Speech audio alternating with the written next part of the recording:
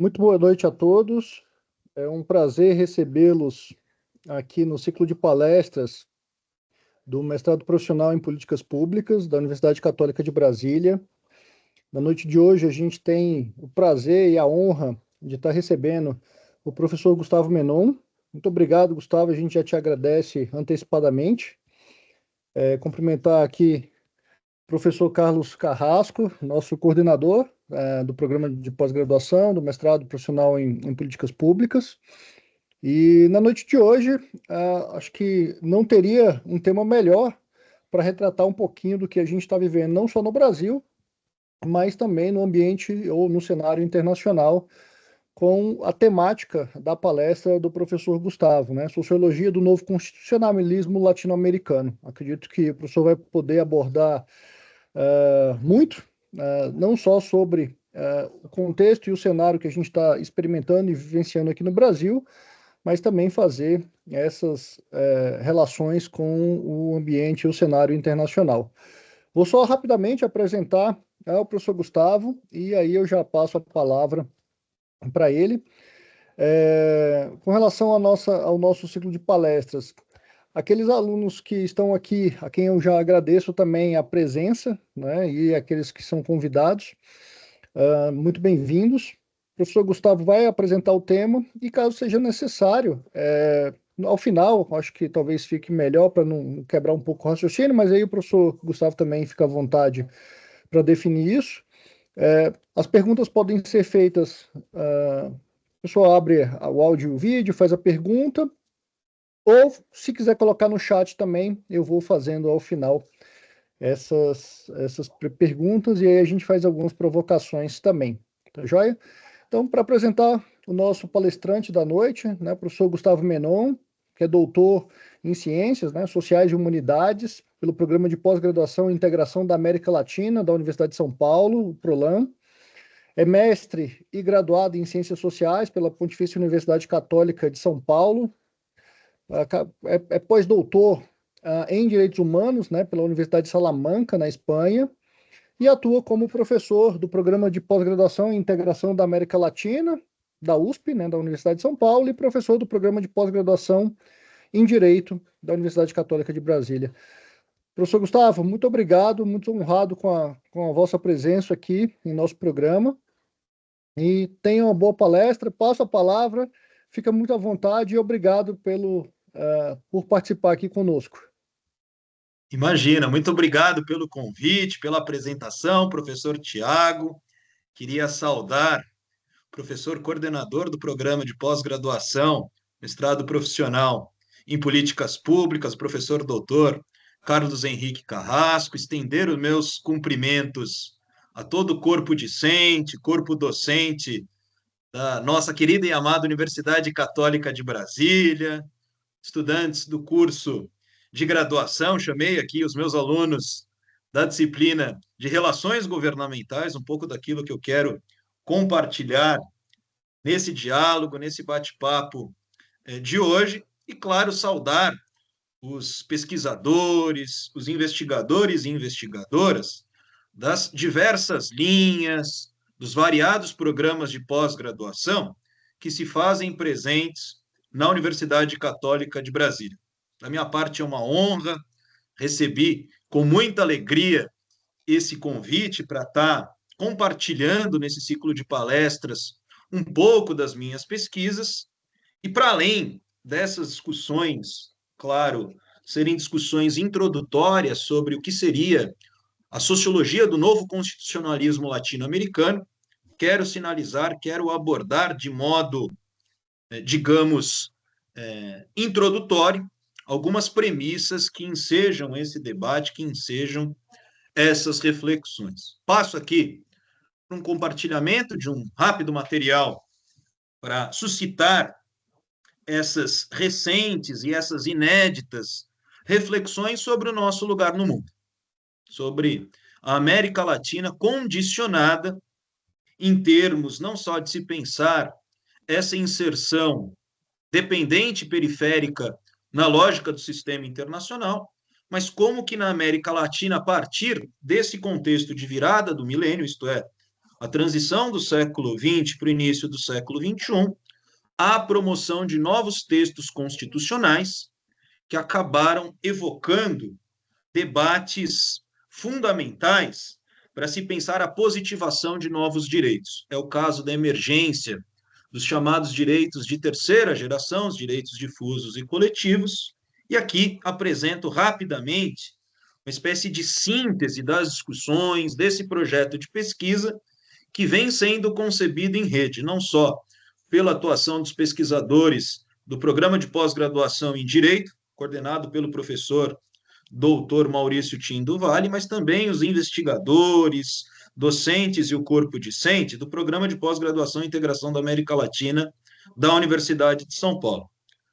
Tudo aquilo que eu devo apresentar acerca desses resultados parciais vem se traduzindo também no nosso grupo de pesquisa. E aproveito, professor Tiago, para fazer esse merchan, uma espécie aqui de divulgação da nossa agenda de pesquisa, junto ao grupo de estudos de História, Direito, Democracia e Estado na América Latina, que está vinculado exatamente ao programa de pós-graduação em Direito da Católica e que vem aportando essas pesquisas em parceria, em financiamento com a agenda da FAPDF, que é a nossa fundação de apoio à pesquisa. Então, eu separei para essa conversa, digamos, embrionária, dois eixos a serem contemplados nessa análise desse conceito ou desse termo que ganhou organicidade nos últimos anos, nas últimas décadas, para saber quais são os traços, os elementos que caracterizam esse novo constitucionalismo na América Latina. E para isso, como uma segunda referência, um segundo eixo e um objetivo aqui da nossa conversa, discutir o papel e o protagonismo dos novos movimentos sociais para a emergência e sedimentação na construção desses direitos de terceira geração, chamados direitos difusos e coletivos, que foram positivados nesses novos textos constitucionais. Portanto, vamos falar dessa região que é a nossa morada no mundo, a América Latina, e como que ela foi formada do ponto de vista institucional, do ponto de vista da nossa formação econômica, levando em consideração uma série de contradições, uma série de elementos que estão caracterizados na nossa história. Estamos falando aqui de países formados pelo colonialismo, países com processos de industrialização tardia e que, obviamente, acabam tocando em debates na promoção das políticas públicas que possuem desafios, que possuem, digamos, uma agenda compartilhada nessa primeira metade do século XXI.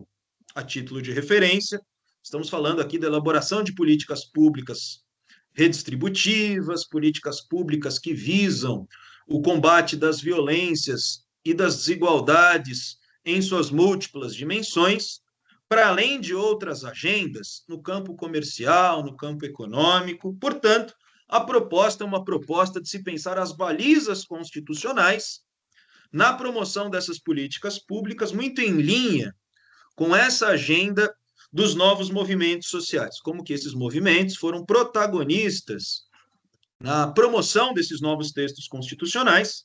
E, claro, a gente precisa pensar os limites, os desafios e as contradições evocadas frente a esses processos constituintes. E aí, para isso, acho que vale a pena situar como é que essa discussão vem ganhando organicidade. Cito aqui, por exemplo, os textos no Brasil do professor Antônio Carlos Holkmer, um texto basilar aqui de pontapé inaugural, que é esse texto sobre o constitucionalismo latino-americano, tendências contemporâneas, e os estudos do professor Rubem Martínez Dalmau, como que esse professor, radicado exatamente na Espanha, um autor espanhol, vem promovendo essa reflexão do neoconstitucionalismo e o novo constitucionalismo na América do Sul, em especial a partir desse cenário de virada do milênio, com a chegada do processo bolivariano na Venezuela, a eleição de Hugo Chávez na Venezuela em 1998, a conformação de uma maré rosada na região nos anos 2000, a partir, então, da promoção e positivação desses novos direitos. A título de referência aqui para a nossa investigação, para a nossa conversa, eu estou tomando como referência também as constituições do Equador, a chamada Constituição de Monte Cristi, datada de 2008, e o atual texto constitucional boliviano, datado de 2009. Como que essas discussões também são ensejadas em outros países, é o caso dos processos que foram debatidos no Chile, o rechaço de dois textos constitucionais, e também boa parte das esquerdas, desse campo progressista, apostando exatamente na fundamentação e na articulação desses novos direitos. Como síntese dessas reflexões, compartilho aí um texto, digamos, colaborativo, que está disponível exatamente na biblioteca digital da Universidade de São Paulo. É um texto que vocês podem acessar, está no formato de e-book, é gratuito, intitulado Sociologia do Novo Constitucionalismo Latino-Americano, Debates e Desafios Contemporâneos, que vocês podem visualizar, só digitar lá USP e-books, pode colocar meu nome que vai aparecer essa coleção onde nós nos debruçamos sobre esses desafios e sobre essas tendências contemporâneas dos países. Então, se a gente adentrar nessa estrutura institucional que vai dar vazão às políticas públicas em termos da conformação desses estados nacionais na América Latina, a gente pode caracterizar a região a partir dessa institucionalidade frágil e, mais do que isso, a partir de elementos econômicos de industrialização tardia.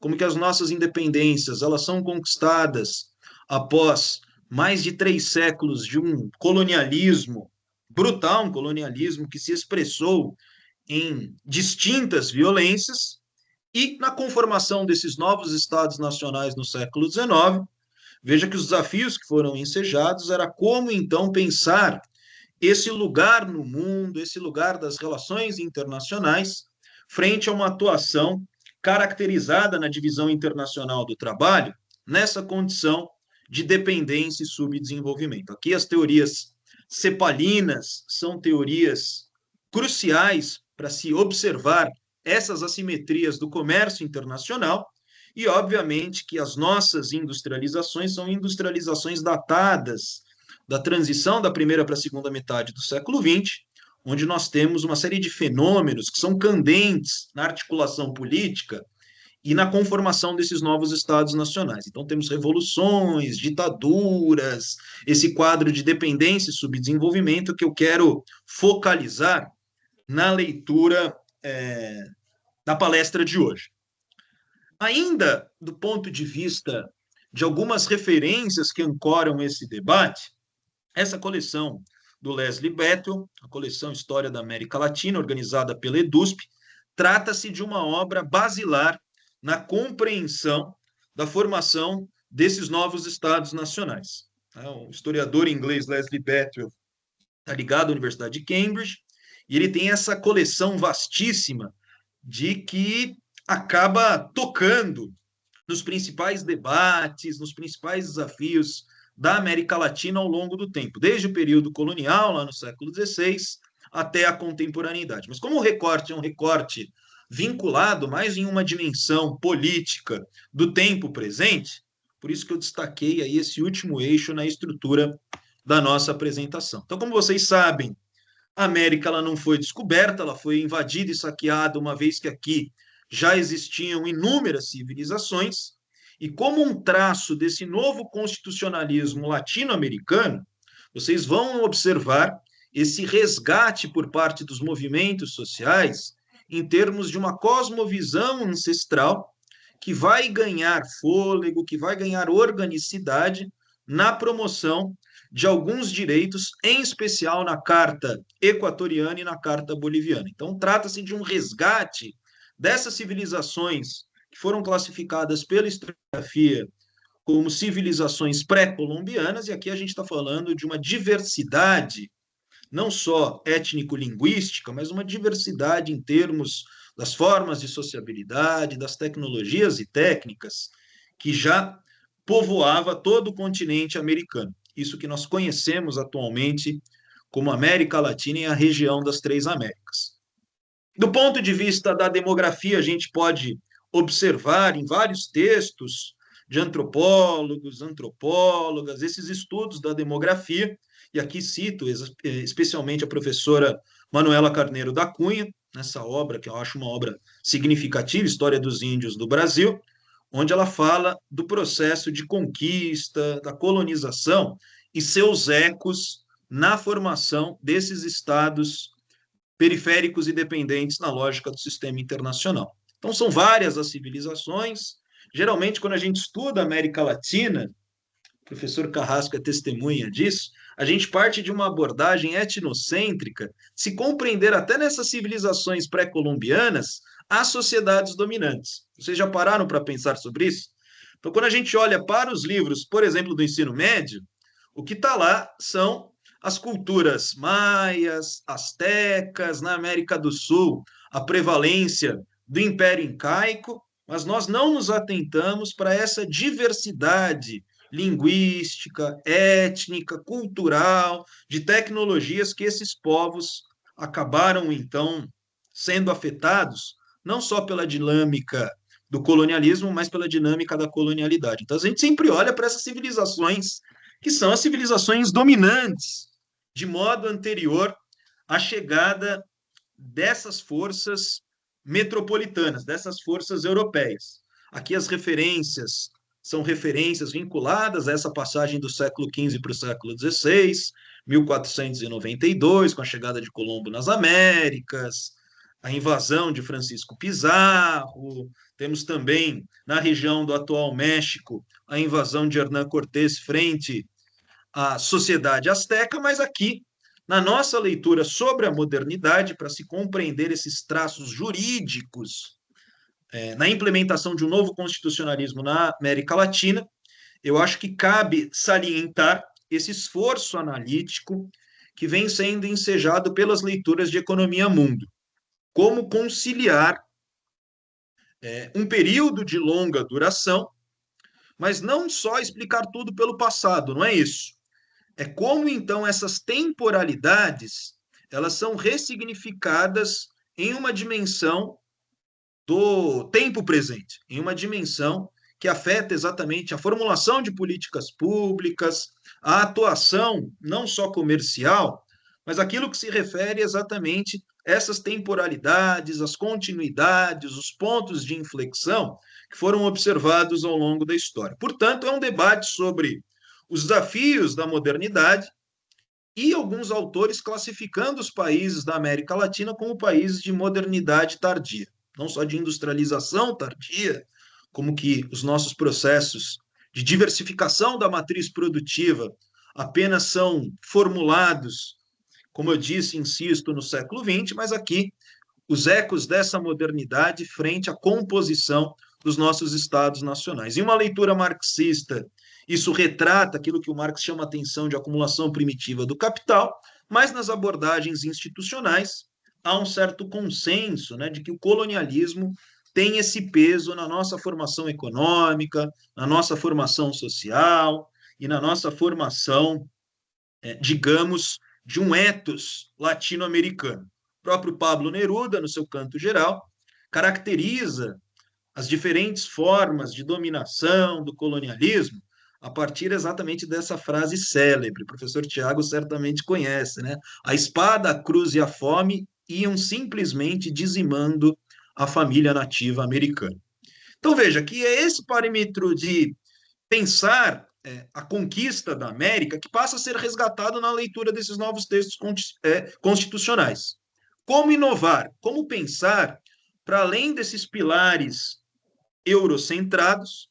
E aqui são vários os autores que, por parte do Conselho Latino-Americano de Ciências Sociais, tensionam essas discussões exatamente nesse cenário de virada do milênio. Chamo a atenção, quero consignar, por exemplo, as pesquisas de um sociólogo peruano, o professor Carrasco também deve conhecer, o Aníbal Quijano. O Aníbal Quijano é esse autor que trabalha com a dimensão da colonialidade, como que as nossas instituições herdaram, de certa forma, esse ethos do colonialismo, da colonialidade, em uma colonização do ser, do poder e do saber.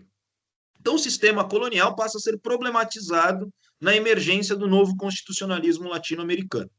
Esse sistema colonial será revisitado a partir dessas duas temporalidades, de um lado, uma leitura de longa duração, e de outro lado, nos atentando ao período ou à temporalidade das discussões contemporâneas, como que essas discussões contemporâneas acabam revisitando essa estrutura conformada no passado colonial.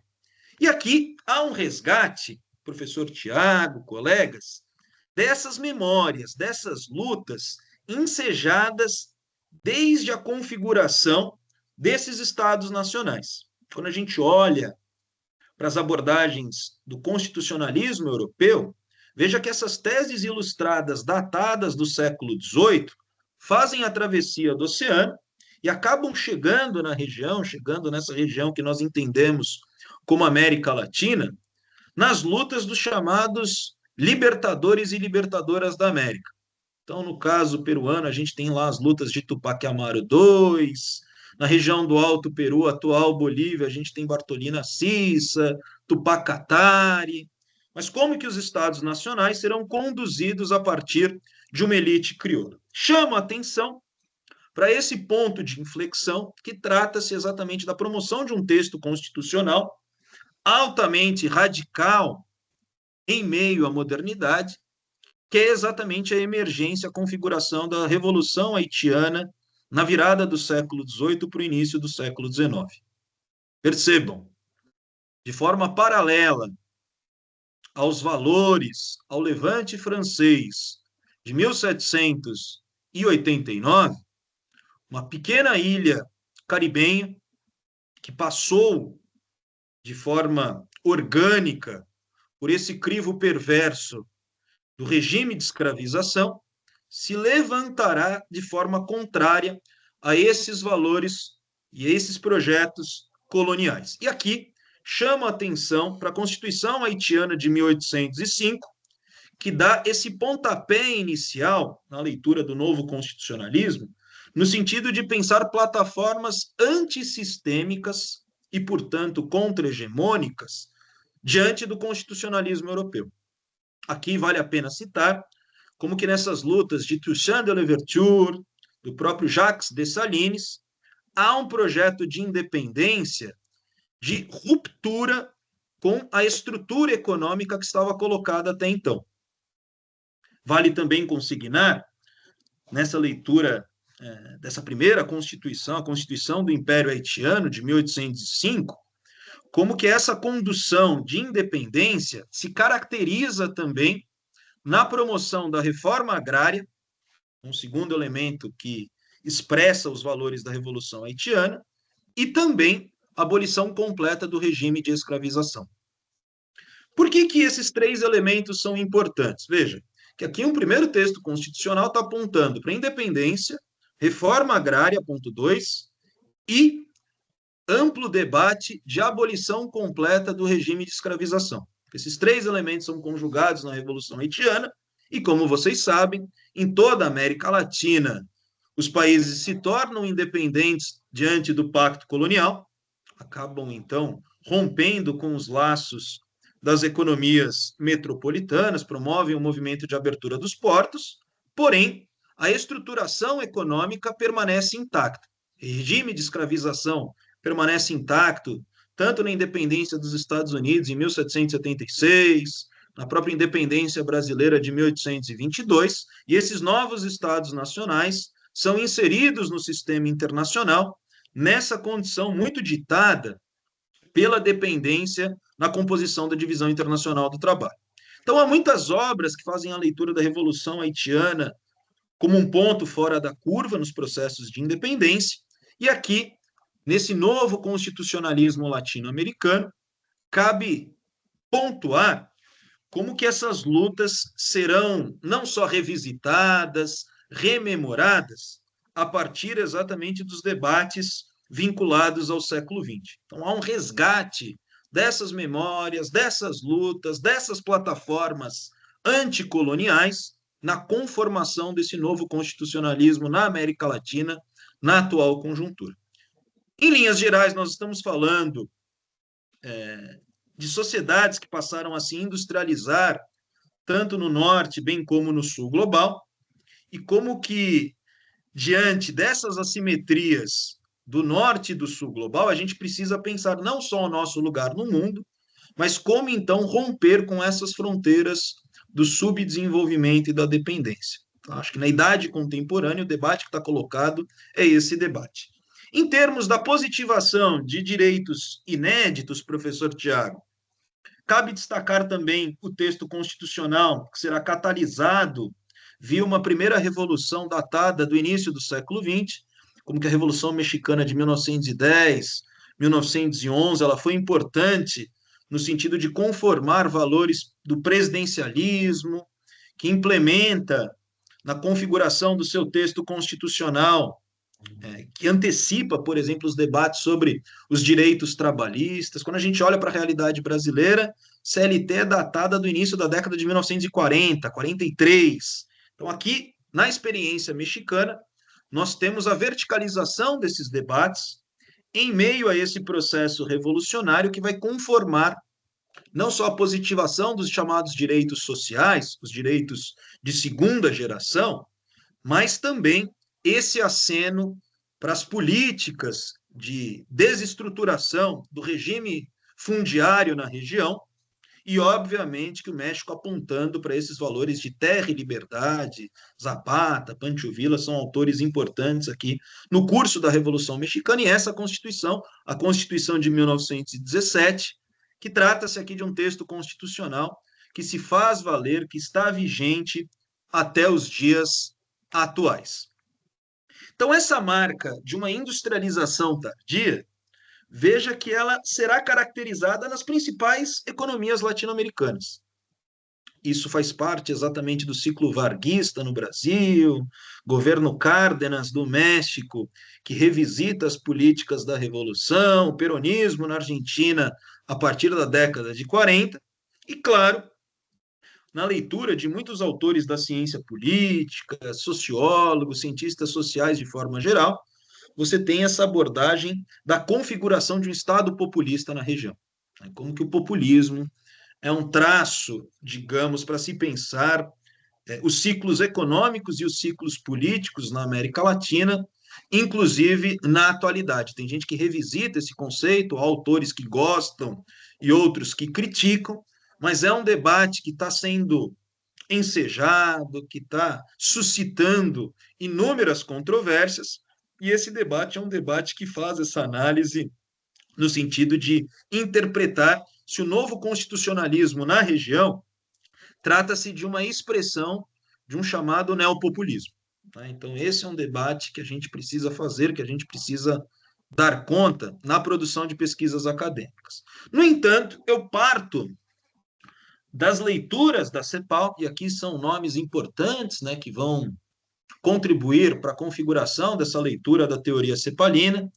Recentemente, perdemos a professora Maria Conceição Tavares, mas destaco também, para além da obra da professora Maria Conceição Tavares, as contribuições do Raul Prebisch, economista argentino, o próprio Celso Furtado no Brasil, que são autores que passam, então, a compreender a necessidade da articulação de projetos de integração regional para melhorar essas relações entre o centro e a periferia.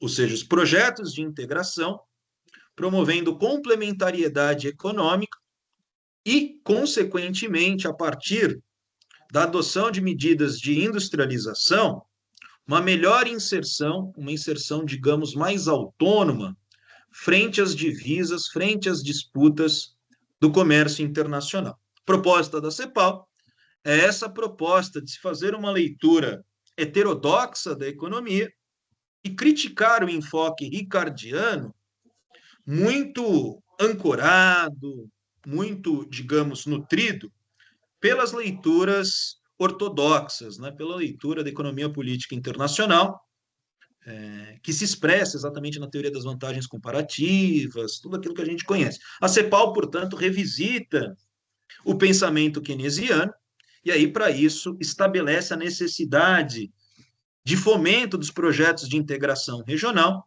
que possam viabilizar políticas públicas considerando essa perspectiva, essa leitura do estruturalismo latino-americano. Então é daí que parte as primeiras discussões do chamado neoconstitucionalismo latino-americano, considerando a nossa região como uma região periférica e subalternizada frente às relações internacionais, ou seja, na composição dessa divisão internacional do trabalho. Aqui esses debates são revisitados a partir da própria Revolução Cubana. A Revolução Cubana é um ponto de inflexão nas teorias da dependência. Os autores marxistas, então, acabam trabalhando com esses debates, né? A hegemonia do capital financeiro, o debate sobre o desenvolvimento do subdesenvolvimento.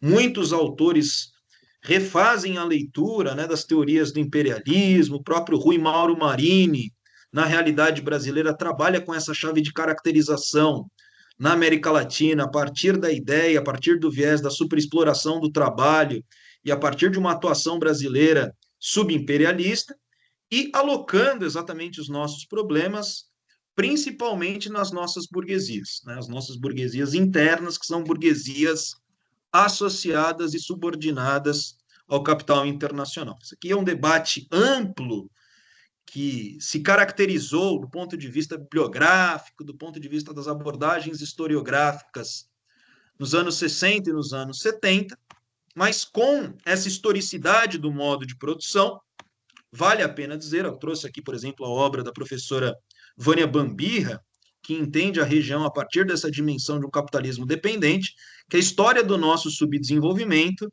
é a história do desenvolvimento do sistema capitalista mundial. É uma dinâmica de transferência de valores que perpetua certas estruturas que foram herdadas desde aquele passado colonial que nós apresentávamos.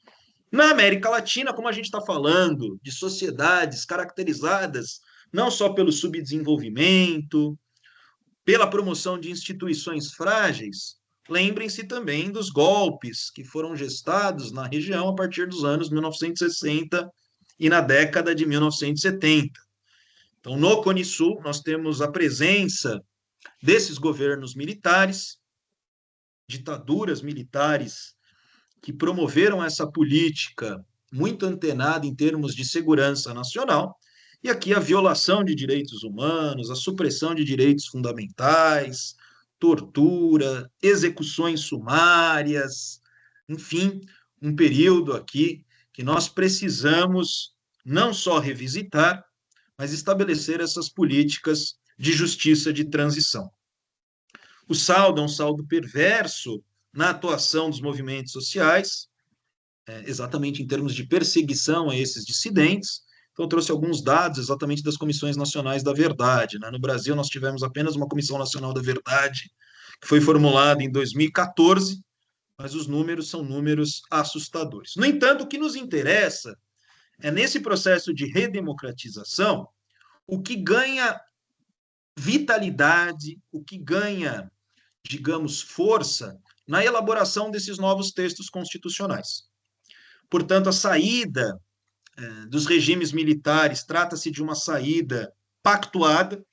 De acordo com o professor Florestan Fernandes, a gente tem processo de transição na América Latina como um todo, mas sobretudo no caso brasileiro e argentino, que é essa transição transada, é uma transição que garante determinados interesses de frações de classes dominantes, e a agenda neoliberal, a agenda de abertura, que acaba se traduzindo exatamente a partir da década de 80 e início dos anos 90. Portanto, vale recordar, professor Tiago, professor Carrasco, fazem esse debate no campo das políticas públicas. A gente tem aqui a emergência da nova administração pública, então o colapso da União Soviética, cai o Muro de Berlim em 89, em 1991, naufraga o chamado socialismo real, e aí esse desgaste econômico impõe uma agenda liberalizante e a reforma das bases do Estado em diversos países do Ocidente. A expressão máxima desse movimento de abertura na América do Sul trata-se de um projeto político de redemocratização. No caso brasileiro, a prioridade em termos da política externa na fundamentação do Mercosul, na criação dessa união aduaneira, que vai confluir exatamente para o chamado Tratado de Assunção, que é datado de 1991. Então, são vários os projetos que vêm à tona nesse cenário de virada do milênio, e a partir dos anos 2000, ainda a título de caracterização, esse exercício analítico de contextualização, veja que há expressão de diferentes governos progressistas a partir da configuração de redes, de uma sociologia relacional, onde nós podemos presenciar, não só no campo progressista, mas uma aliança desses novos movimentos sociais. Então, movimentos de mulheres, a população LGBTQIA+, a própria experiência, professor Tiago, do Fórum Social Mundial, as lutas contra a ALCA, contra essa agenda estadunidense na América Latina, e com isso, a partir dessa atuação dos novos movimentos sociais, a edificação de governos progressistas na virada do milênio. Insisto exatamente no processo bolivariano, desencadeado na Venezuela a partir da eleição de Hugo Chávez em 1998, e a partir da eleição de Hugo Chávez, a positivação desses novos direitos na chamada Constituição Bolivariana. Há também uma reorquestração em termos da configuração de políticas públicas, não só em políticas mais conectadas com essa agenda de cooperação Sul-Sul, uma agenda que perpassa projetos de integração, revisitar exatamente as políticas de combate à pobreza, e na virada do milênio, um outro ator a ser considerado, professor Tiago, trata-se exatamente da emergência do gigante asiático.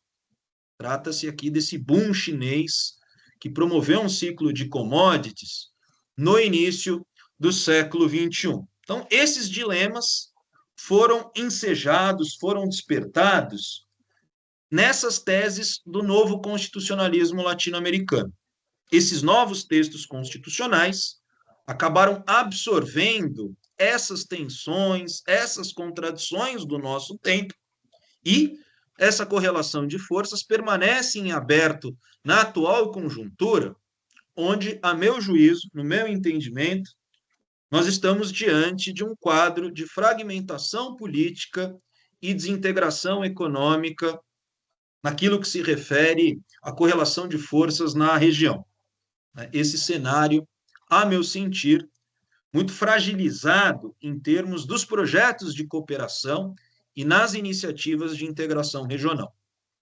Só para destacar a presença desses movimentos sociais e sua participação, seu protagonismo nas novas constituições, eu elenquei aqui exatamente esses novos textos, o processo constituinte que vem sendo debatido no Chile contemporâneo, tivemos a reengenharia do texto constitucional no caso cubano, os caminhos da Revolução Cubana, o texto boliviano, o texto do Equador, a chamada Constituição de Monte Cristi de 2008, mas desde esse período de virada do milênio e a construção de narrativas de projetos anti-neoliberais ou pós-neoliberais, de acordo com essa literatura mais vinculada ao campo progressista. Então, há um protagonismo desses movimentos sociais, dos povos indígenas, dos setores historicamente subalternizados, racializados, população afrodescendente ganha fôlego e ganha vitalidade na conformação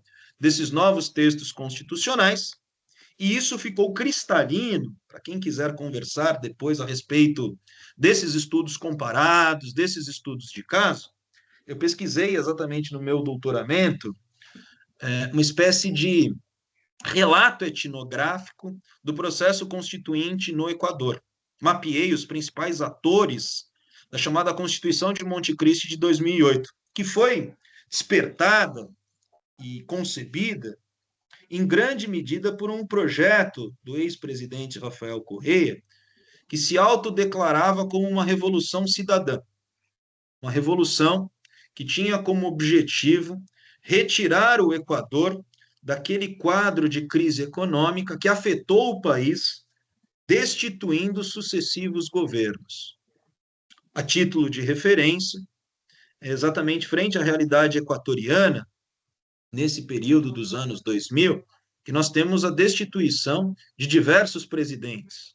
Abdallah Bucaram, o último deles, Lúcio Gutierrez, como que vários presidentes não completavam seus mandatos no Equador em razão dessa frágil institucionalidade. Não só nesse contexto de erosão democrática, mas como que a crise econômica acaba se capilarizando, acaba se entrecruzando com as manifestações políticas, com essa institucionalidade frágil e recente dos países sul-americanos. Aqui no caso do Equador, a gente está falando de uma dupla dependência, não só a dependência dos recursos do petróleo, mas também uma economia dolarizada. E há uma série de pesquisas, há aqui uma série de esforços por parte da academia em compreender o protagonismo desses movimentos sociais na confirmação e na positivação dos chamados direitos difusos e coletivos. Então, a participação de mulheres indígenas na fundamentação desse novo texto constitucional, a promoção dos chamados direitos da natureza a partir do artigo 71, que deram o tom, que acabaram conformando esse entendimento de que a natureza trata-se de um sujeito de direitos a partir daqui, nessa nova matriz constitucional equatoriana, e a retomada dos projetos das políticas de integração regional que aparecem desde o preâmbulo dessa Constituição. O caso equatoriano é um caso emblemático, suscitado, insisto, pelo governo de Rafael Correia, nesse projeto autodeclarado como uma revolução cidadã, porque ele coloca em evidência não só a positivação dos chamados direitos sociais, mas esses direitos difusos e coletivos que se ramificou, por exemplo, para esse entendimento dos chamados direitos da natureza, como que de forma inédita, no constitucionalismo latino-americano e no constitucionalismo ocidental, aqui a natureza passa a ser observada e entendida como um sujeito de direitos. As teses de plurinacionalidade que foram ensejadas no novo texto boliviano, como que a Bolívia acabou não só fazendo um processo constituinte muito antenado com as lutas de nacionalização dos chamados hidrocarbonetos, questão do gás, questão agora do lítio, né, alvo de disputas do ponto de vista da correlação de forças nas relações internacionais, e o quadro é um quadro, digamos, de inúmeras tensões. Quando a gente olha para a geopolítica contemporânea, estamos falando da guerra na Eurásia, as tensões e as disputas no Oriente Médio, e uma tentativa de transição de hegemonia por parte da China em termos comerciais em relação à atuação estadunidense. Então veja que tudo isso se apresenta em uma dimensão política do tempo presente, e essas tensões são catalisadas na nossa região no mundo. Quando a gente puxa as discussões para a América do Sul, observem que a Bolívia também é palco dessas tensões, de disputas que muitos autores colocam como um ambiente polarizado, não sei se é bem isso, a gente pode até discutir, mas há autores por parte das relações internacionais que vão falar, que vão contextualizar a emergência desse novo constitucionalismo latino-americano nesse quadro de uma Guerra Fria 2.0. Não sei se o professor Carrasco concorda, se o professor Tiago tem alguma posição, tem algum entendimento sobre o tema, mas eu não acredito que estamos falando de uma nova Guerra Fria, porque aí a gente perde as peculiaridades da história, né? Por exemplo, quando a gente olha para a atual conjuntura, a meu sentir, professor Tiago, a gente está numa conjuntura ainda mais delicada, né? Atualmente a gente tem uma aliança sino-russa, a gente tem o desgaste do poderio bélico, do poderio militar e até comercial por parte dos Estados Unidos, e esses movimentos de uma nova guerra já estão presentes, né? Já estão presentes, por exemplo, na região da Eurásia, a gente tem todas as disputas no Oriente Médio, mas há novos atores, né? Há novos atores que devem ser levados em consideração. Por exemplo, no continente africano, a gente tem a promoção da União Africana, a emergência de projetos inéditos, inclusive na América do Sul, na ampliação do próprio Mercosul, há tentativas que estão sendo orquestradas por parte da atuação e da diplomacia de Pequim, é o caso dos BRICS. Então, o desafio é como promover, nesse ambiente de tensões, um mundo de paz e ancorado em termos da promoção de um desenvolvimento econômico viável, um desenvolvimento ambiental sustentável e que promova, ao mesmo tempo, justiça social. É como pensar na criação desse mundo ambientalmente sustentável, socialmente justo e economicamente viável. Mas fica muito difícil, por exemplo, quando a gente olha para a atuação das políticas públicas em linha com essas matrizes constitucionais, fica muito difícil a gente observar a promoção, a execução de políticas públicas que acabem atendendo a Agenda 2020 e 2030, na promoção dos 17 Objetivos do Desenvolvimento Sustentável. Então, uma contradição que é latente no chamado novo constitucionalismo latino-americano é exatamente esse elemento que eu considero essencial na leitura da formulação de políticas públicas, esse elemento em termos de se pensar orçamentos restritos.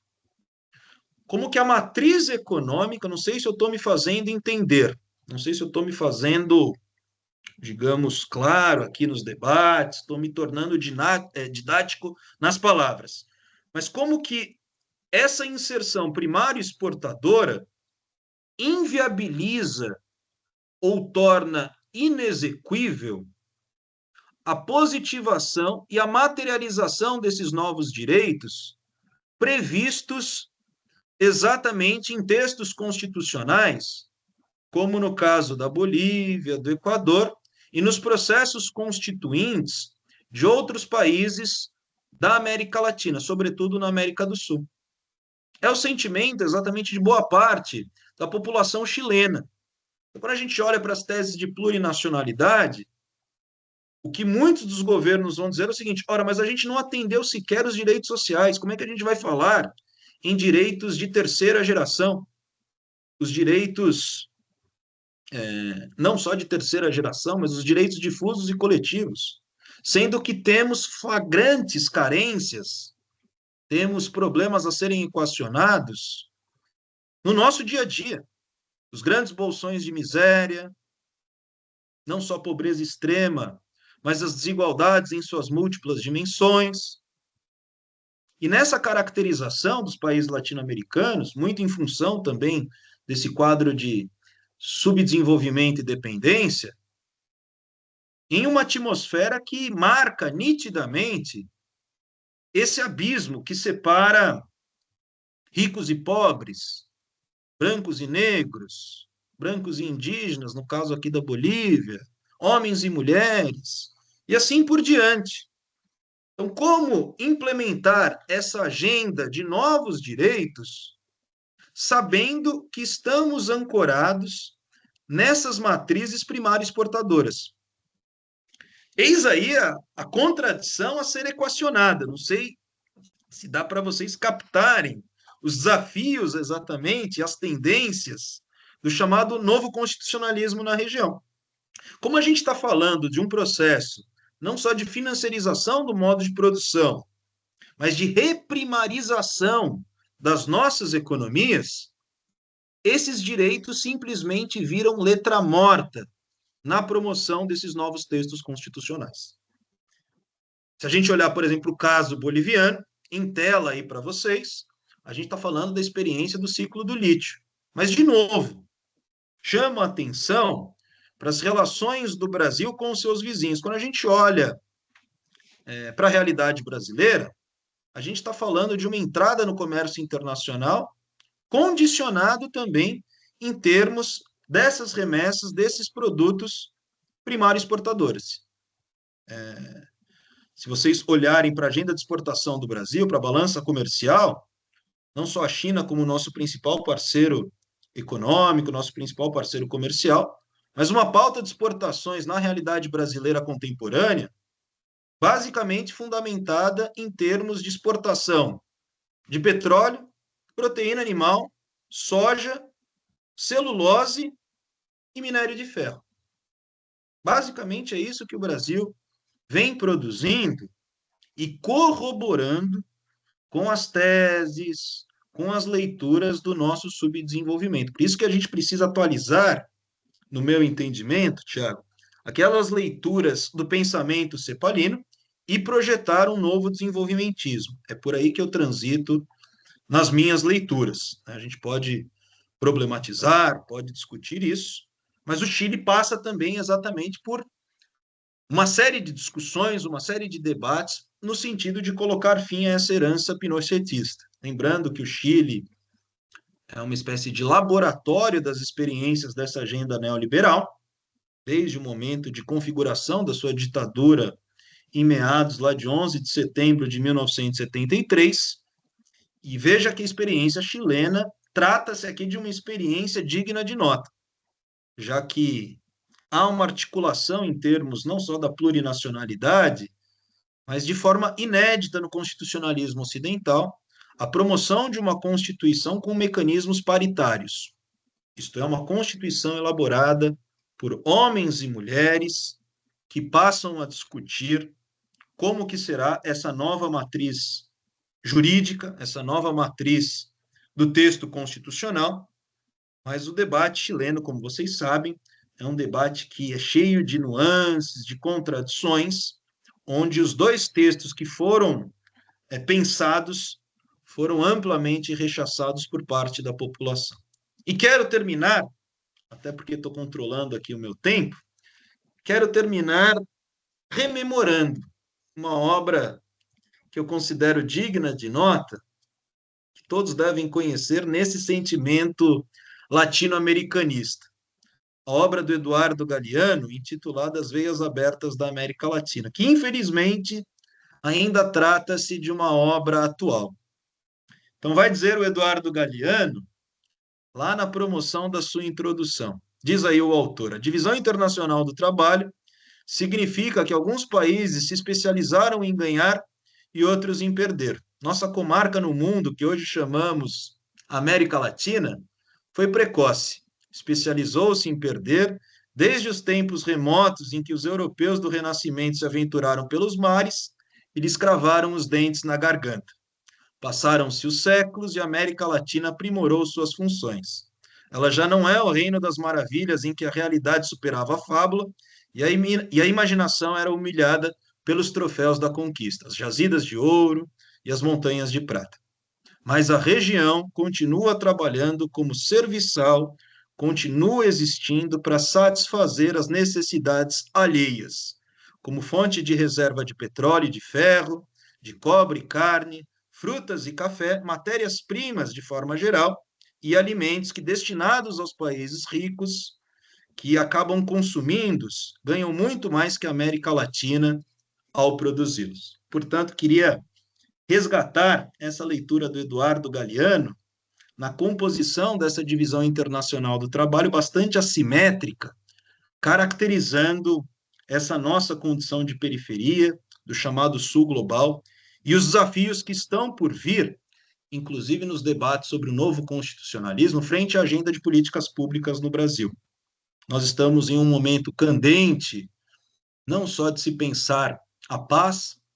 No próximo mês, aqui na virada de agosto para setembro, Assembleia Geral da ONU. O Brasil, historicamente, inaugura esses debates. Mais adiante, o G20, o governo brasileiro, chamou atenção para três grandes eixos: o combate às desigualdades em suas múltiplas dimensões, a configuração de uma grande aliança global contra a fome, o debate sobre transição energética e, claro, para a promoção desse mundo socialmente diverso, humanamente justo, é importante rever também os mecanismos de governança global.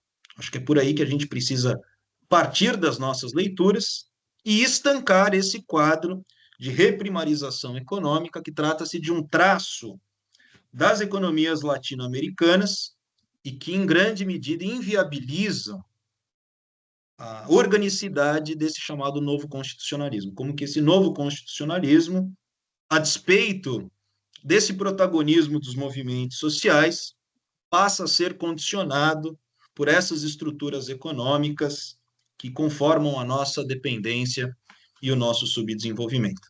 Acredito que era isso, professor Tiago, para a gente iniciar as nossas reflexões. Obrigado, professor Gustavo. Foi bastante esclarecedor aqui. Eu anotei vários pontos aqui e ouvindo você falar sobre isso, né? E aí trazendo um pouquinho a sociologia desse novo constitucionalismo na América Latina, que é, não deixa de ser um campo de estudo que vai olhar para essas transformações constitucionais, como o senhor bem colocou, né? E não só, e políticas por conseguinte, né? Na América Latina, aí, principalmente nas últimas décadas, talvez do século XX, do século XXI, né? No início do século XXI, e desse processo aí de democratização, busca de justiça social, que o senhor veio demarcando, né? E aí, é, foco nessa reinterpretação, eu vou chamar desse jeito, e aí me perdoe se eu tiver alguma imprecisão, né? Não é uma área de estudos minha, mas essa reinterpretação do papel das constituições que é centralizada naquilo que eu acho que o senhor colocou muito bem, de inclusão, pluralidade, direitos humanos e etc., né? E está focado aí num contexto de crise de modelos neoliberais, de transição democrática e etc., né? Então, eu anotei aqui alguns princípios, acho que eu posso chamar assim, né, dessa plurinacionalidade, né, interculturalidade, algumas coisas que eu anotei, né, principalmente a questão, e não só, mas dos direitos de terceira geração, é quase que uma supremacia dos direitos humanos, talvez eu não sei se eu poderia chamar assim, mas no final das contas, talvez uma leitura, e daqueles, talvez a gente possa também chamar de direitos da natureza, né? Acho que acho que o senhor colocou, né? É no Equador, né? Se eu não me engano, né? A Pachamama, né? Alguma coisa do tipo. E aí me veio não só as questões de implicações sociológicas disso, né? E aí é, quase que uma resposta a esse conjunto de desigualdades, né, históricas que na América Latina, buscando essa reconfiguração nas relações de poder, e aí a gente verifica todo esse desdobramento, né, não só naquilo que se chama de elites políticas e econômicas, né, e migrando aí para uma expansão da cidadania, tá? O senhor colocou alguns desafios, alguns pontos, e aí foi muito interessante, já caminhando no final da sua fala, em que você toca o papel das políticas públicas. E aí, acho que um primeiro, talvez, questionamento, nem sei se era isso que eu faria, né? Eu até anotei aqui, como a gente está nessa posição de moderador, às vezes a gente pode se dar o luxo de perguntar um pouquinho mais, né? Então eu fiz duas provocações aqui, acho que elas são até complementares. Você já abordou em alguma medida as duas, né? Mas meu principal questionamento, e aí é bem legítimo mesmo, né? Como é que esse novo constitucionalismo latino-americano tem influenciado essa governança e a implementação de políticas públicas nos países que, de alguma maneira, adotaram esses modelos constitucionais, né? Então, na sua fala ficou muito claro que existe uma tensão entre princípios constitucionais e realidade política e econômica nesses contextos. Como é que você enxerga mais ou menos isso aí? Como é que as suas pesquisas estão decorrendo nisso? Essa é a primeira. A segunda é mais relacionada a essa inovação, né, desse direito da natureza nesse constitucionalismo latino-americano. E como é que o senhor avalia a eficácia disso na prática mesmo, né? E aí os desafios para essa aplicação, e aí levando em consideração esse ambiente econômico, mas que necessita de um desenvolvimento sustentável. Então, como é que você também enxergou isso aí nas suas pesquisas, né? Acho que foram as minhas duas provocações. E, pessoal, se alguém tiver alguma pergunta, por favor, vá levantando o braço, que aí a gente também vai chamando na ordem ou vou colocando aqui no nosso chat. Professor, por favor. Obrigado, Tiago, pelas intervenções, pelas reflexões. Começo pela última, a positivação dos chamados direitos da natureza e esse descolamento da matriz econômica. A questão que está dada do ponto de vista da efetivação, da materialização dos chamados direitos difusos e coletivos, no caso, tomando como referência a realidade equatoriana, é que essa dupla dependência, de um lado, os recursos do petróleo, e de outro lado, uma economia dolarizada, simplesmente inviabiliza aquilo que foi proferido por parte da atuação dos movimentos sociais indígenas no Equador. Quando a gente olha para o processo constituinte, cabe destacar uma presença orgânica, por exemplo, da Confederação das Nacionalidades Indígenas do Equador, a CONAI, e que rapidamente passará para a oposição, inclusive em um governo progressista. Veja, os movimentos sociais acusando um governo progressista, o governo de Rafael Correa e seu projeto de revolução cidadã, de perpetuar aquilo que os povos indígenas classificam e classificavam como a implementação de políticas públicas neoextrativistas. Por quê? Como disse, um terço das exportações equatorianas advém do petróleo, dos recursos do petróleo. De acordo com os dados da CEPAL, a gente percebe como que há uma necessidade dessa diversificação da matriz produtiva, não só frente à realidade equatoriana, mas nos demais países, nos demais estados, em toda a América Latina. E, obviamente, que para a efetivação dos direitos da natureza, nós tivemos uma série de impasses. Alguns estudos de caso que eu posso relatar: a construção de grandes obras de infraestrutura, construção de rodovias, em grande medida patrocinadas pelo capital chinês. Projetos de exploração de petróleo e mineração no coração da Amazônia Equatoriana, no Parque Yasuni, localizado na região nordeste do país. Veja que essas tensões, elas se fazem valer, digamos, no aqui e no agora. É o debate que está colocado a despeito da coloração partidária. Explorar ou não explorar esses recursos? Como enfrentar esse dilema? Já que estamos falando dessa caracterização de economias periféricas e subalternizadas frente ao comércio internacional.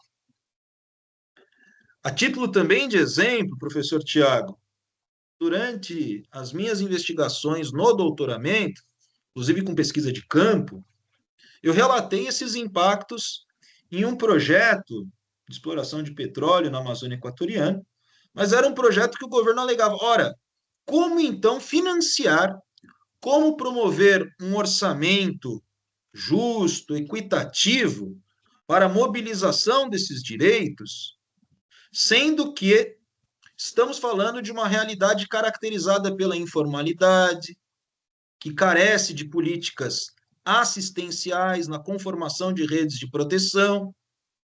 Então, além dos altíssimos níveis de informalidade, ao que me parece, professor Tiago, nós vivemos um cenário de cruzamento de crises, inclusive diante da pandemia de Covid-19. Como que esse contexto de erosão da institucionalidade acabou esgarçando e acentuando as demais crises que já estavam colocadas na região. Em outras palavras, é como que a crise sanitária, no fundo, acabou agudizando essas tensões, essas contradições que já se faziam valer, pelo menos na América Latina, pós a crise do subprime em 2008. Né? Como que isso foi sentido de forma sistêmica, de forma a se pensar nessas leituras de economia mundo, e obviamente que isso tem impactos. E respondendo diretamente à primeira questão, na formulação, na implementação e no monitoramento das políticas públicas, claro que esses ciclos econômicos condicionam o orçamento. No caso do Equador, nem se fale, a gente não tem política monetária.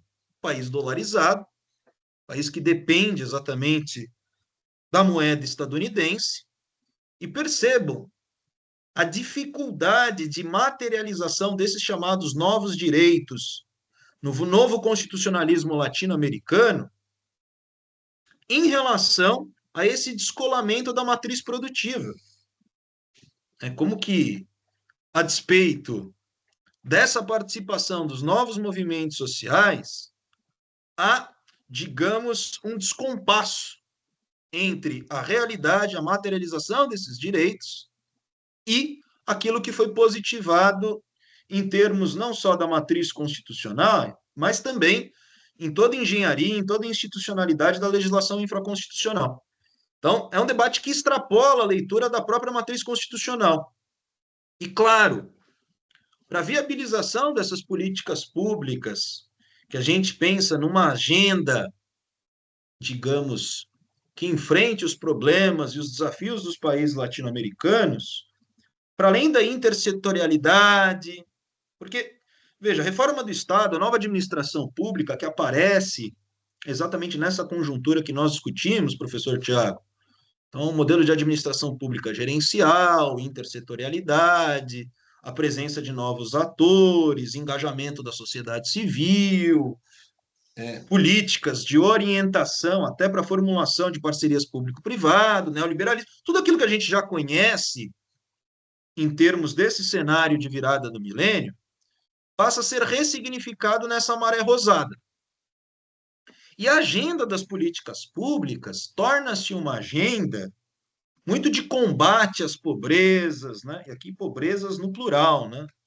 Não só pobreza, digamos, de renda, mas também de levar adiante uma política de promoção dos direitos fundamentais.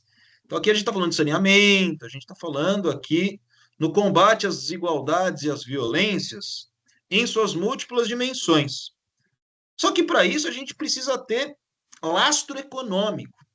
Né? O caso equatoriano ele é emblemático porque essa Constituição torna-se letra morta em muitos dos seus princípios em razão dessa dupla dependência. E claro que a gente pode ampliar essa análise. O professor Carrasco pode falar melhor sobre a realidade peruana. Mas veja que essa frágil institucionalidade peruana acentua as contradições que se fazem valer nessa dimensão política do tempo presente. Quando a gente olha, por exemplo, a realidade peruana, veja que sucessivos presidentes não tiveram uma estabilidade dos seus mandatos. Foram destituídos do cargo, Alan Garcia se suicidou, outro fugiu para Miami, Fujimori foi preso, Pedro Castilho está preso.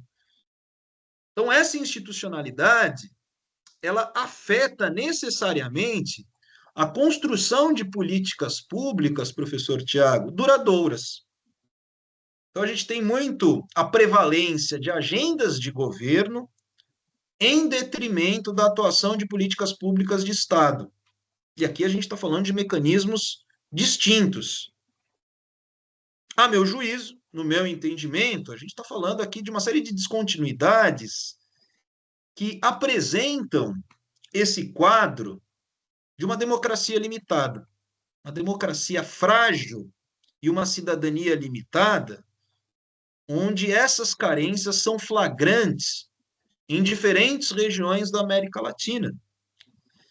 E acho que isso é importante a gente colocar no debate jurídico, porque muitas vezes a gente entende os debates da chamada Nova República no Brasil, na promulgação da Constituição Federal de 1988, como uma espécie de tentativa da construção do nosso welfare state, né? Um estado de bem-estar social. Só que nós não temos essa condição econômica de sustentação para a promoção desse welfare state. A rigor, nós nunca promovemos um estado de bem-estar social. A população pobre sabe disso. A população inserida aí nas classes populares sabe muito bem a qualidade dos serviços públicos frente à realidade brasileira. E aqui, obviamente, que eu não estou fazendo um discurso apologético em termos de privatização de tudo, não, mas a gente precisa considerar as nossas carências, as nossas fragilidades, né? Como que na articulação de políticas públicas, vocês do programa de pós-graduação que trabalham sistematicamente com o ciclo das políticas públicas, a gente precisa pensar nessas agendas sendo celebradas também mediante a conformação não só desses ciclos econômicos, mas também quais são os atores que incidem na agenda e na materialização de certas políticas. É por isso que nos meus estudos de políticas públicas eu gosto mais dessa parte de agenda, né? Aquilo que entra para a pauta, aquilo que entra para a discussão e aquilo que não entra. Aquilo que não entra também é política, né? Aquilo que, digamos, não é eleito, não é selecionado para a atuação do poder estatal, também pode ser entendido como uma tomada de decisão. E, obviamente, que nessa leitura das políticas públicas, a gente apresenta uma série de fragilidades e temos desafios candentes, professor Tiago. Primeiro deles, o exercício da digitalização. Os esforços no aprimoramento desses estados nacionais, insisto, dependentes e periféricos, mas nesse exercício de digitalização.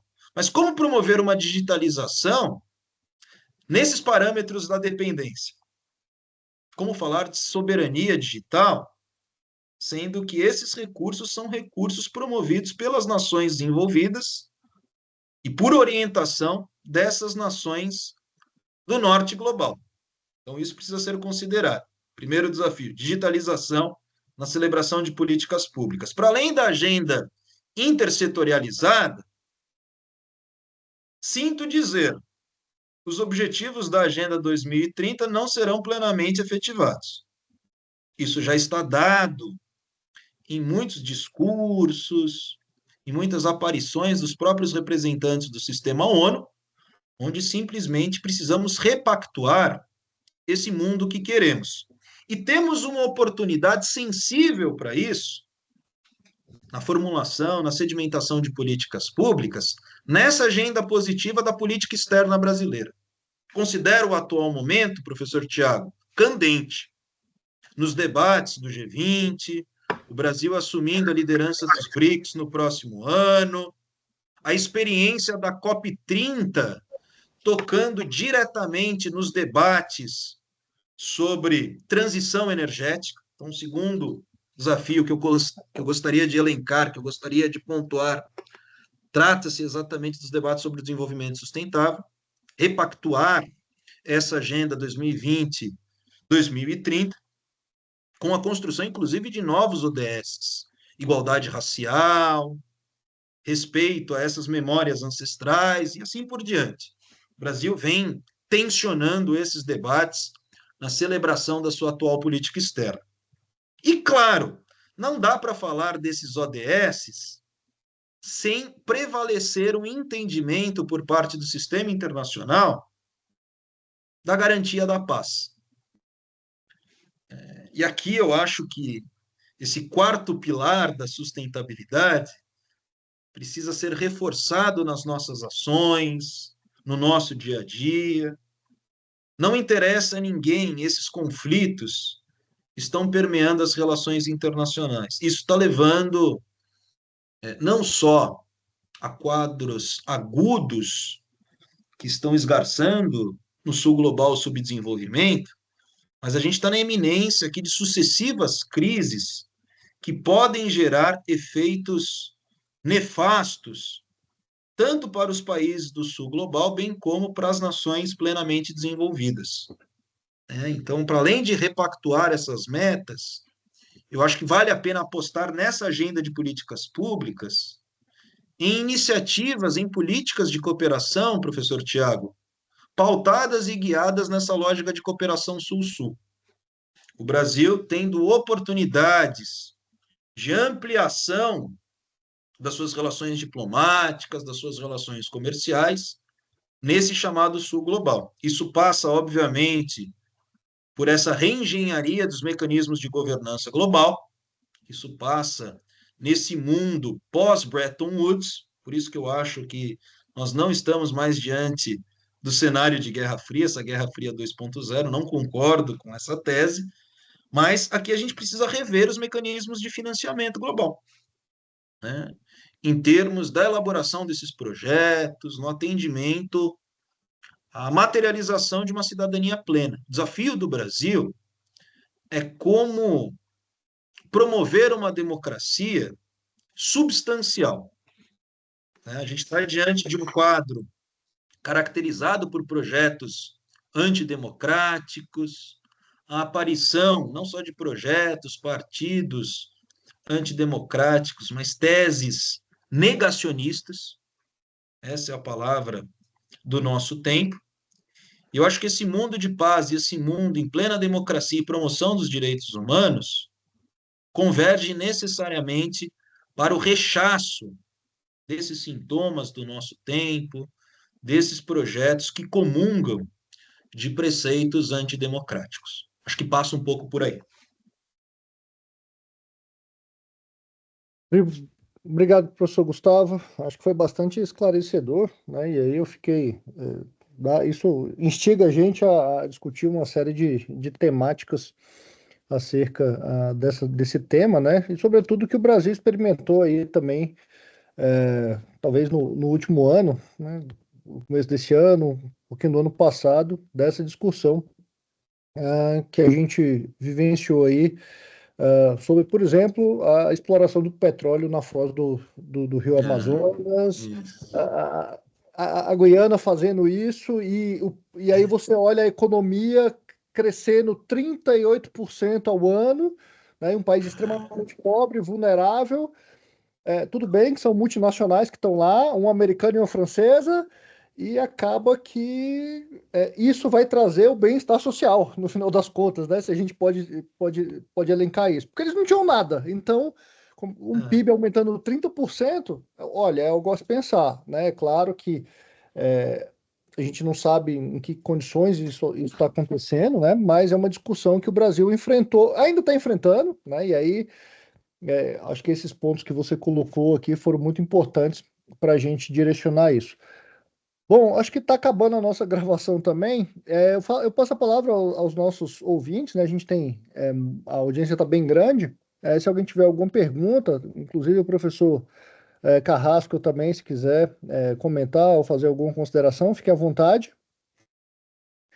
E já agradecendo também ao professor Gustavo, né, por essa brilhante explanação. É um tema que eu acredito que a gente vai ouvir muito dele ainda nos próximos anos, né, sobretudo nos processos que a gente está vivendo aqui, principalmente na América Latina mesmo, né, mas não só isso. A gente está vivenciando aí daqui a pouco eleições nos Estados Unidos, que o impacto às vezes é muito maior do que só no sul global ou do norte global, o impacto é sistêmico, né? Porque dependendo do lado que vem a ganhar a eleição, modifica as relações, né? E aí eu concordo com você, não sei se essa Guerra Fria 2.0 é desse jeito. Acho que não tem mais um ator central. Claro que existem alguns, mas não são só esses, né? Se a gente pegar aí o pessoal do Oriente se reunindo e se juntando, né, para realizar transações independentemente disso, né? A China avançando na utilização da sua própria moeda em substituição ao dólar, já nas relações ali com o Oriente, isso dá sinalizações de que, bom, talvez seja um exagero falar sobre isso. Alessandra, por favor, fica à vontade. Boa noite, professor Gustavo, professor Tiago, colegas. Eu queria só fazer uma pergunta ao professor Gustavo. Primeiro, eu sou a Alessandra, tá? Aluna aqui do mestrado profissional em políticas públicas. Eu queria só saber sua opinião, professor Gustavo, como que poderíamos, e aqui falando o exemplo aqui Brasil, como que poderíamos conciliar, né, esse neoconstitucionalismo, né, falando da temática especificamente de igualdade, né, salarial, que hoje a gente tem aí uma política que foi bastante divulgada pelo governo brasileiro, principalmente sobre a questão de transparência salarial, né? Então, como que a gente pode abordar isso, mas também levar em consideração outros fatores, como também o direito de outros atores envolvidos nessa política, como também, né, os direitos das companhias, do corporativismo, porque aí a gente fala também questão de política de proteção de dados e também de questões concorrenciais. Então, como que a gente poderia aí dialogar com esse neoconstitucionalismo específico em igualdade salarial e transparência salarial, com também esses outros fatores, né, de direitos, né, de corporativismo, concorrenciais e também de proteção de dados. Obrigada. Excelente, muito obrigado, Alessandra, pela pergunta, complementando as reflexões do professor Tiago. E, de fato, professor Tiago, nós temos na região ao norte da América do Sul esses projetos extrativistas em curso, ancorados a partir de divisas, a partir de capitais transnacionais, e o Brasil precisa se posicionar em relação aos modelos de desenvolvimento que pretende desenvolver daqui por diante. Eu não sou partidário exatamente de entender a Amazônia como uma espécie de pasto gigante, não é isso, mas também não sou favorável a deixar tudo intacto, já que temos carências sociais que são profundas nessa região do bioma amazônico, em especial diante das populações amazônicas. Acho que a COP30, no meu entendimento, professor Tiago, deve promover essas reflexões. É inevitável e incontornável passarmos por esses debates. E, claro, para além dessas iniciativas de cooperação Sul-Sul, que ganham forma, que ganham destaque no novo constitucionalismo latino-americano, chamo a atenção também, Alessandra, para como que a gente tem instituições que já existem. É o caso, por exemplo, da OTCA, a Organização do Tratado de Cooperação Amazônica. Muita gente não conhece, mas é uma organização internacional que tem sua sede no Brasil, a única organização internacional como uma organização presente em solo brasileiro e que está aí em Brasília, está exatamente na nossa capital. Mas há paralisia de diversos dispositivos de cooperação internacional. Esse é o problema. Esse é o quadro de corrosão de certas institucionalidades que inviabiliza agendas amplas, não só agendas intersetorializadas no campo das políticas públicas, mas políticas duradouras, contínuas e que possam ser pensadas nessa articulação bilateral, na articulação multilateral, porque esses problemas são problemas comuns, são problemas compartilhados, mudanças climáticas, questão da Amazônia, processos migratórios. Veja, todas essas agendas são agendas transnacionais, invariavelmente. Não dá para a gente ficar dispensando recursos, não dá para a gente ficar motivando uma série de esforços nesses exercícios que, de certa forma, nesses exercícios, melhor dizendo, que serão exercícios estéreis, né? Serão exercícios que a política pública não vai promover o princípio da eficácia, da efetividade, para que se reflita lá na ponta. Quando a Alessandra traz esse debate sobre o princípio da igualdade e da equidade, é resgatar, Alessandra, aquilo que há de mais elementar, é tratar os desiguais na medida das suas desigualdades. É o debate sobre igualdade formal e igualdade material. Como, então, nessa lógica do subdesenvolvimento, nessa lógica de caracterização de uma série de violências, não só as desigualdades, insisto, em termos de renda, como que isso chega nessa leitura interseccional, em marcadores sociais da diferença, agudizando essas assimetrias nas relações de gênero, nas relações étnico-raciais. Essas desigualdades no Brasil, elas têm cor, elas têm CEP, elas têm gênero muito bem delimitado. É por isso que, na leitura das políticas públicas, ao meu sentir, Alessandra, nós precisamos conjugar esses diferentes marcadores sociais da diferença no sentido de priorizar certas iniciativas, não só redistributivas, mas patrocinando o princípio da igualdade. De novo, insisto, é tratar os desiguais na medida das suas desigualdades e não é superar, tem muita gente que erra exatamente nessa leitura, as concepções universalistas.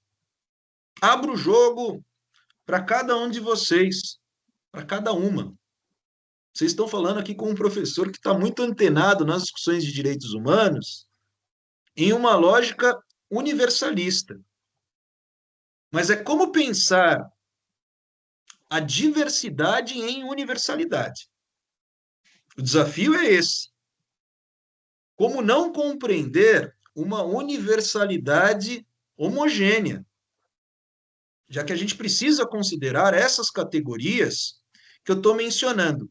As leituras interseccionais, Alessandra, são boas leituras para se compreender a articulação das políticas públicas.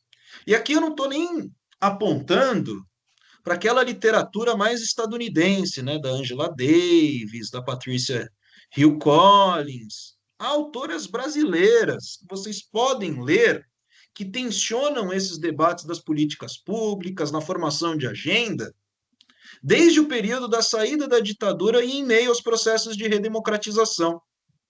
Lélia Gonzalez, Sueli Carneiro, Beatriz Nascimento, são autoras que acabam conjugando, de novo, né, nesse quadro de dependência e subdesenvolvimento, acenando para como que essas desigualdades se refletem lá na ponta, em grande medida e majoritariamente, nesses povos ou nesses públicos historicamente subalternizados e violentados.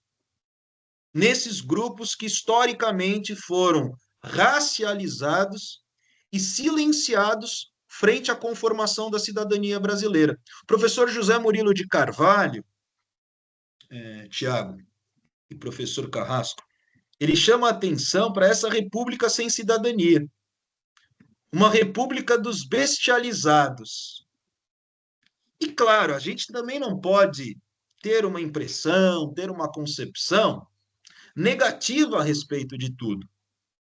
Quando a gente toma como referência esse recorte da chamada Nova República, pós-promulgação do texto constitucional de 1988, em meio aos debates desse novo constitucionalismo latino-americano, veja que a gente está falando aqui de uma democracia embrionária, frágil, com pouco mais de 30 anos.